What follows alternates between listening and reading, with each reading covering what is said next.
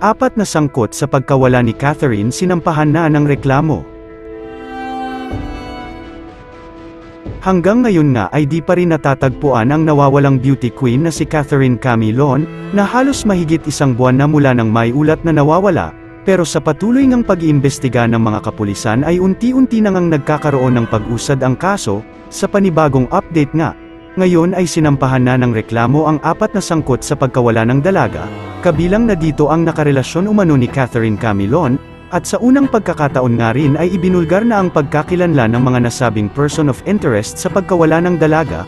Pinangalanan na nga ng CIDJ ang mga iniimbestigahan na sangkot umano sa pagkawala ni Catherine, kabilang na nga dito si Police Major Alan De Castro, kanyang personal driver at bodyguard na si Jason Magbantay, at 2 pang di pa nakilalang sospek.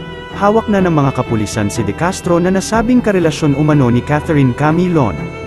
Ayon sa pahayag ni MGEN, Romeo Caramat, bago umano mawala ang dalagang si Catherine ay si De Castro umano ang kakatagpuin nito. Gusto na umano makipaghiwalay ng dalaga kay Major Alan De Castro, at posible umano na ito ang isa sa mga naging rason ng kanilang pag-aaway.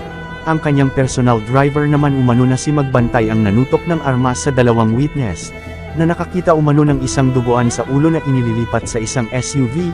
Nakita sa Batangas ang nasabing sasakyan nitong Biyernes. Pagpapatuloy ni MGen, Caramat, yung nakita ng mga witness natin na yung sasakyan ng biktima, ay nagmamatch doon sa pagmamayari ng ating nawawalang biktima, at ang mga physical feature na nakita nila doon sa social media ay nagtutugma doon kay Miss Camilon.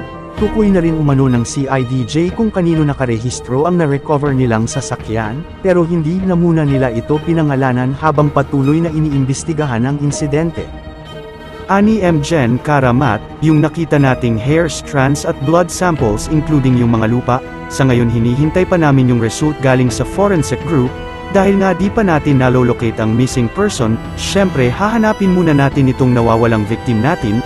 Umaasa naman ang CIDJ na buhay pa si Catherine Camilon, nahaharap naman sa reklamong kidnapping at serious illegal detention ang 4 na tinukoy ng CIDJ. Samantala, sa bagong post naman ng kapatid ni Catherine na si Chinchin Camilon, ay tila may pahiwatig ito para sa person of interest sa nawawala niyang kapatid. Aniya, eto na, pinangalanan na, sa sunod ikaw na yung hindi matatahimik. Maraming netizens naman ang nagpaabot ng mensahe na sana ay makita na si Catherine at mabigyan ng tamang hustisya, at sana raw nasa ligtas na kalagayan at buhay pa ito. Marami naman ang nagpaabot ng mensaheng justice for Catherine Camilon.